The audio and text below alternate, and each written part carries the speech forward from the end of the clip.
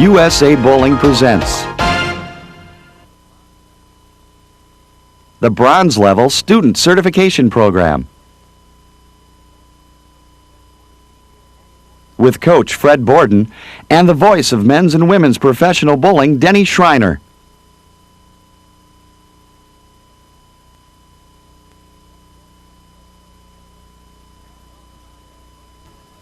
And welcome back, everybody, for lesson number 2. I'm Denny Schreiner along with the coach, Fred Borden. Hopefully, after lesson number 1, you had an opportunity to select yourself a bowling ball that not only is the proper weight, but also has a very good grip. You were able to go out and find a pair of bowling shoes that fit snugly and comfortably. And you were also able to exercise Fred Borden's 1, 2, 3, 4 timing approach to the line, and you've gotten some practice games in. But here for lesson number 2, we're going to start at the very beginning of the alphabet with a capital A. We're going to discuss accuracy today. Now, Fred, how do you employ accuracy and how do you institute it into your bowling game? Well, I think number 1, Denny, is in the shoulders.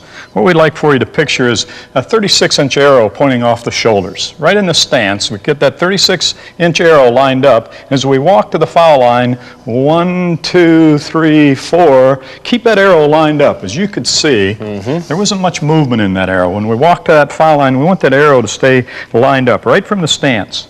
I think another good picture is feel as though you put a cup of coffee or a Coca-Cola on your right shoulder. Oh, I better not try that. No, we don't want anybody to do that. But we put that cup of coffee or that Coke on the shoulder, we have that 36-inch arrow lined up, and we walk 1, 2, 3, 4 to the foul line, and we stay lined up. And well, that'll really improve your accuracy just by staying lined up. You know, so many times, Fred, when I watch bowlers in league play, and even the professionals sometimes, it seems as if they bob up and down once in a while, and that does lead to some problems. It sure does. If any of you were bowling and you had the double dribble, where the ball hit the approach and then bounced over the foul line out on the lane, it's because we have the rocking chair.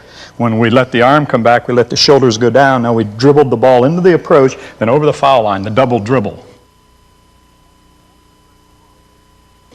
Or the dreaded loft, where you hang up and loft it out too far. We got right to the release and we hung on and we pulled our shoulders back, and that causes you to throw the ball up in the air or loft the ball out on the lane.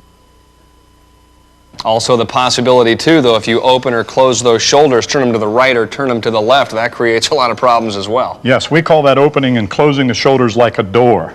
And what we do is when we walk to the foul line, we swing the arm back, the shoulders are open. Let's demonstrate it. Now, if you notice, now my shoulders are open, the ball is going to go to the right. Or we come through and we close the shoulders, and now the ball is going to go to the left. So the open and closing of the shoulders and the rocking chairs, we've got to keep those shoulders in position.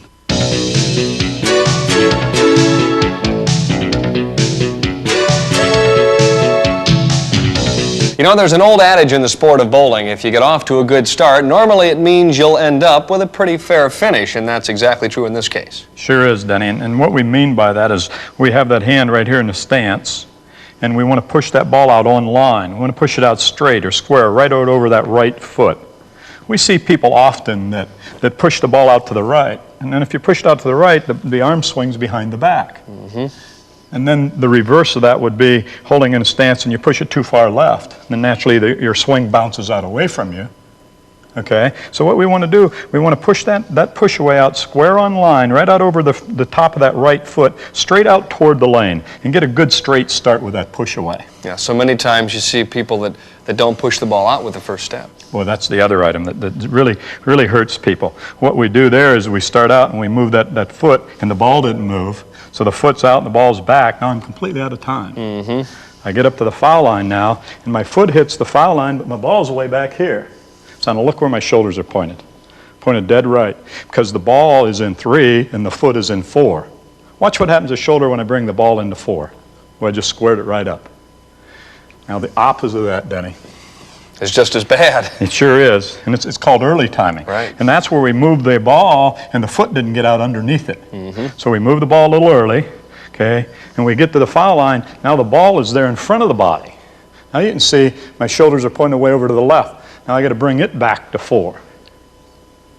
So the trick is to get a good start. A good straight start, and start it with the right foot. All right, the right hand and the right foot together. Well, it has to be. All right. Through the years, I've had the opportunity of watching not only the finest men professionals in the world, but the ladies as well. And one thing that I've always seen consistently from those players is just a beautiful, fluid, nice, straight arm swing. Yeah, Denny, if there's one key to accuracy, the major key, we'd say, is keeping the swing on line. Okay. What we'd like for you to picture is picture yourself standing inside the face of a clock. Right out in front of you would be 12 o'clock. To the right of that, naturally, would be 1. Then right behind you would be 6 and 5. Now, as we push the ball out, we push it right out between 12 and 1. Now, out behind us, it's right between 5 and 6, and then right back through between 12 and 1. Here's what a lot of people do again. They push it out to the right, they drop the swing into 7, or inside of 6. Arm in, ball out. Or they push the ball left, arm out to 4 o'clock. Now we finish, we're over here at 11, so the ball goes left of the head pin. So just remember, if you wrap the ball in behind you, the ball's going to go to the right. If you bounce the swing out away from you, the ball's going to go to the left. We have to keep the swing between 12 and 1, 5 and 6, and back to 12 and 1. One of the other things that I've noticed, Fred, in watching some of the best players in the world is not only having the straight arm swing, but also one that's controlled in length. So the length of the arm swing is very important to each individual game. Well, it sure is. And we call that the side radius view. You know, where you push the ball out and you get the ball low, down around the knees, and it comes up to shoulder height. Now it's coming in. It's something like an airplane making a landing.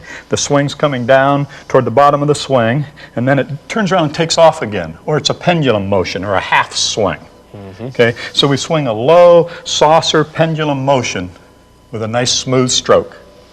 All right, we've talked about a lot of things, the arm swing and the shoulders. Let's now get down to the one aspect that's connected to all the others. That, of course, is the wrist positions. In the hand action, huh? Mm-hmm. Boy, how important that is. We call it the flippy flops. We've got to get rid of the flippy flops. All right. What we'd like for you to do is put that thumb in the 10 o'clock position. We'd like to have that into the handshake position. How you doing, Mr. Borden? Yes, how are you? Nice to see you since lesson number 1. I see.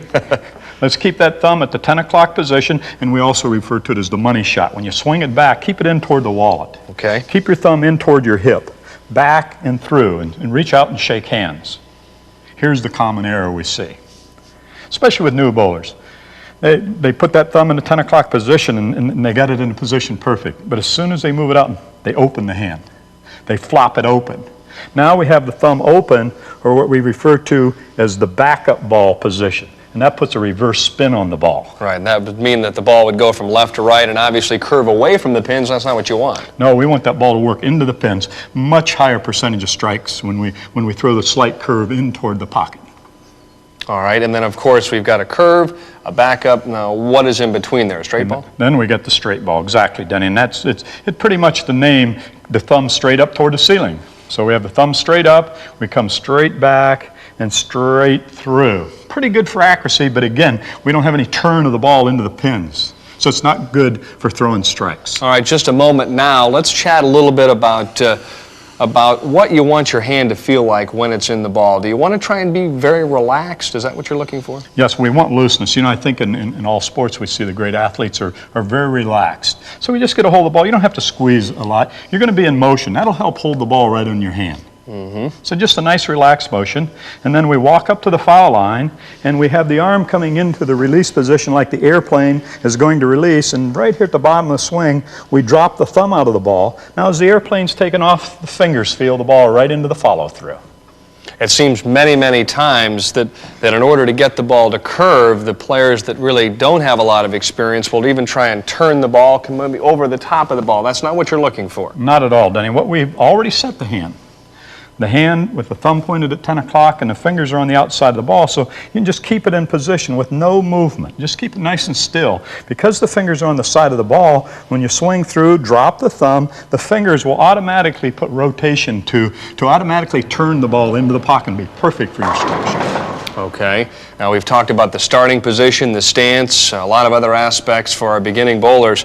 What about the finish position? What position do you want to be in when the ball is finally released? Well, Denny, this is a big one on accuracy because we have a lot of people say, well, I never see the ball go down the lane, or I miss my mark all the time. And the reason for that is we get into the final position right here. It's something like sitting in a chair, but you have your right leg back. You sit, or we say, body down, arm up.